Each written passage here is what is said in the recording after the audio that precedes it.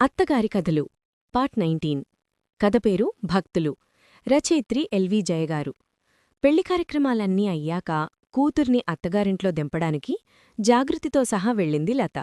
జాగృతి అత్తగారు రాధ కంటే లత వయసులో పెద్దే అయినా ఆవిడ కోపిష్టిదని, చిరాకు మనిషని పెళ్లిలో అందరూ చెప్పడం విన్న లత మాట్లాడ్డానికి భయపడింది. కాని రాధే లతతో మాట కలిపింది. ఈ పాటికి కాశీలో ఉండాల్సిందాన్ని, ఏమిటో నా కర్మ, ఇక్కడే ఉండిపోయాను అంది రాధ లతతో.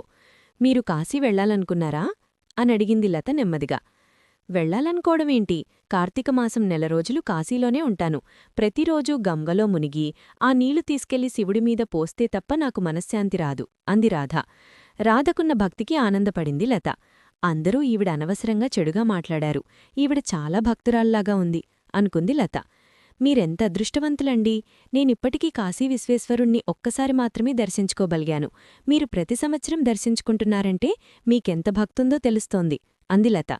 ఇదిగో ఈసారి వీళ్ల పెళ్లి అడ్డొచ్చింది, లేకపోతే ఈ సంవత్సరం కూడా కాశీలోనే ఉండేడాన్ని అంది రాధ.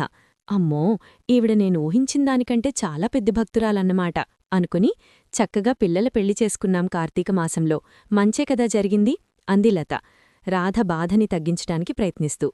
మీకేం తెలుస్తుంది నాలాంటివాళ్ల బాధ, మీరిద్దరూ కూడా బ్యాగ్లొప్పుకుంటూ ఉద్యోగాలకి వెళ్లే బదులు మానేసి నాలాగా మంచి భక్తులవ్వండి అంది రాధ. అంతవరకు రాధాలత మాట్లాడుకుంటున్నది విన్న జాగృతి, ఇదేమిటి, ఈవిడ మమ్మల్ని ఉద్యోగం మానేయమంటున్నారు, మాకు వీలు దొరికినప్పుడు మేం కాశీ వెళ్తాము, దానికోసం ఉద్యోగాలు మానేయమెందుకు అనుకుంది. నాకింకా 8 సంవత్సరాలుందండి రిటైర్మెంట్కి, అప్పటివరకు చెయ్యాలి మరి, అవకాశం ఉన్నప్పుడు తప్పకుండా కాశీ వెళ్తాను అంది లత. సర్లేండి, మీరు వినరు, అసలు కాశీ వెళ్ళి వచ్చిన వాళ్ల కాళ్లకి దండం పట్టుకుంటే కాశీ వెళ్ళినంత పుణ్యం వస్తుందంటారు, అదైనా తెలుసా అనడిగింది రాధ.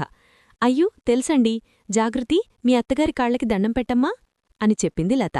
జాగృతి వెంటనే రాధ కాళ్లకి దండం పెట్టింది. ఏం మీరు పెట్టారా అని లతనడిగింది రాధ. మీరు నాకంటే వయసులో చిన్నవాళ్లకదా, దండం పెట్టవచ్చో లేదోనని అంది లత. ఈ దేశంలో ఉన్న అన్ని పుణ్యక్షేత్రాలు తిరిగినదాన్ని నేను, అన్ని నదుల్లో మునిగాను, నాలాంటి భక్తురాలి కాళ్లకి దండం పెట్టరా అని అరిచింది రాధ. రాధ అరుపులకి భయపడి కాళ్లకి దండం పెట్టింది లత. అదే సమయంలో రాధ చిన్ననాటి స్నేహితురాలు లక్ష్మీకాంతం రాధ ఇంటికి వచ్చింది. ఈవిడెవరు, నీకెందుకు దండం పెడుతున్నారు అనడిగింది. మా వియ్యపురాలు, నేనన్ని పుణ్యక్షేత్రాలు తిరిగి వచ్చినదాన్ని కదా, నా కాళ్లకి దండం పెడితే పుణ్యం వస్తుందని పెడుతున్నారు అని చెప్పింది రాధ. నీకు దండం పెడితే పుణ్యం వస్తుందా, అయినా నీకంటే పెద్దావిడలాగా కనపడుతున్నారు, నువ్వు పెట్టించుకుంటున్నావా, ఆవిడ పెడుతున్నారా అనడిగింది లక్ష్మీకాంతు. ఆవిడే పెట్టారు, అది సర్లేకాని మావాడి పెళ్లికి రాలేదేం నువ్వు అని మాట మార్చింది రాధ. మీవాడి పెళ్లి టైంకి మేమనుకోకుండా కాశీ ప్రయాణం పెట్టుకున్నాం, అందుకని రాలేకపోయాను అని చెప్పింది లక్ష్మీకాంతం. ఏమిటి, నువ్వు కూడా కాశీ వెళ్లావా, నాతో పోటీయా అంది రాధ. నీతో నాకు పోటీ ఏమిటి, నేను చెప్తేగదా నువ్వు కాశీ వెళ్లడం మొదలుపెట్టావు అంది లక్ష్మీకాంతం. నువ్వు నాకు చెప్పడమేమిటి, నీకు కాశీ గురించి చెప్పిందే నేను. నీకంటే ముందు నుండే నేను కాశీ వెళ్తున్నాను. మా నాన్న కాశీలో సన్యాసం తీసుకున్నారు తెలుసా అంది రాధ. అవును, గుర్తుంది, చిన్నప్పుడు ఊళ్ళో వాళ్లందరూ చెప్పుకుంటుంటే విన్నాను.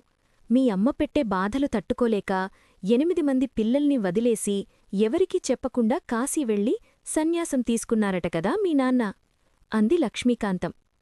ఏం మాట్లాడుతున్నావే నువ్వు, మీలాంటివాళ్లకి మాలాంటి భక్తులు తెలియటమే గొప్ప, అలాంటిది నువ్వు మమ్మల్ని అవమానిస్తావా అని కోపంగా లేచింది రాధ.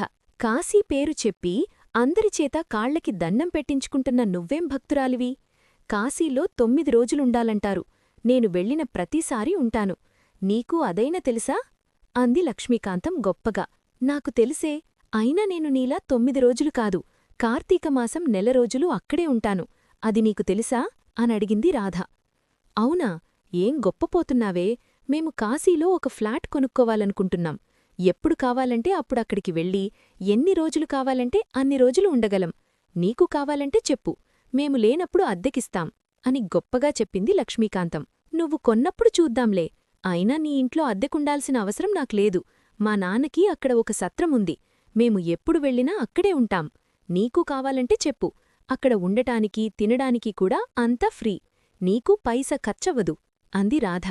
నేను గొప్పంటే నేనే గొప్పని, నేను భక్తురాలినంటే నీకంటే గొప్ప భక్తురాలిని నేనని వాదించుకుంటున్న లక్ష్మీకాంతాన్ని రాధని చూసి, భక్తులన్నవాళ్లు ఇలా కూడా ఉంటారా అని ఆశ్చర్యపోయింది లత. గుండమ్మ కథ సినిమాలో సూర్యకాంతం ఛాయాదేవి గొడవ గుర్తుకువచ్చి నవ్వుకుంది జాగృతి. లతా జాగృతి అక్కడే ఉన్నారన్న ఆలోచన లేకుండా వాదనని పొడిగించారు రాధా లక్ష్మీకాంతం. వీళ్ల గొడవ ఇప్పట్లో ముగిసేతట్టులేదు అని అర్థం చేసుకున్న లతా జాగృతి అక్కడ నుండి తప్పుకున్నారు. ఇదేం భక్తో అంది లత నిట్టూరుస్తూ. ఎన్ని పుణ్యక్షేత్రాలు దర్శించినా, ఎన్ని నదుల్లో మునిగినా గొప్పలు అహంకారం తగ్గనప్పుడు అవన్నీ చేసిన లాభమేమిటి అంది జాగృతి. అదే నాకర్థం కావటంలేదు. మీ అత్తగారు కాశీ గురించి మాట్లాడుతుండే చాలా సంతోషించాను. అన్నీ వదులుకున్న కాశీ విశ్వేశ్వరుడు మనల్ని కూడా అన్నీ వదులుకోమని చెప్తుంటే వీళ్ళేంటో కాశీ వెళ్లడమే గొప్ప అని వాదించుకుంటున్నారు. ఏ పుణ్యక్షేత్రమైనా దర్శించుకున్నాక మనలో కొంత మార్పు రావాలి, భక్తి పెరగాలి. ఇవేవీ జరగనప్పుడు కాశీయే కాదు ఏ పుణ్యక్షేత్రమైనా వెళ్లడం అనవసరం అంది లత. పైగా ఈ సంవత్సరం కాశీ వెళ్లలేకపోవడానికి ఆవిడకి మా పెళ్లి అడ్డు వచ్చిందిట. మొదట నేను కూడా ఎంత భక్తో అనుకున్నాను. ఈవిడ గురించి అందరూ చెప్పే మాటలు నిజమేనన్నమాట అంది జాగృతి. వీళ్ల మాటలని బట్టి నీకేమర్థమైంది అనడిగింది లత జాగృతిని. జాగృతి నవ్వుతూ భక్తులు ఎలా ఉండకూడదో అర్థమయ్యింది. పుణ్యక్షేత్రాలు తిరిగి వచ్చాక వాటి గురించి భక్తిగా చెప్పాలిగాని గొప్పగా చెప్పకూడదని అర్థమయ్యింది అంది. పుణ్యక్షేత్రాలు దర్శించుకోవడాన్ని, పుణ్యనదుల్లో స్నానం చేయడాన్ని భక్తిగా కాక గొప్ప కోసం వాడుకునే రాధా లక్ష్మీకాంతంలాంటి భక్తులే ఇప్పుడు ఎక్కువగా ఉన్నారు.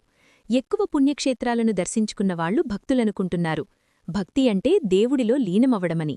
భక్తులు అంటే భగవంతుణ్ణి ఆరాధించేవాళ్లు, భక్తిని ప్రసారం చేసేవాళ్లు అన్న విషయాన్ని మర్చిపోతున్నారు. కథ సమాప్తం. కథ విన్నందుకు ధన్యవాదాలు.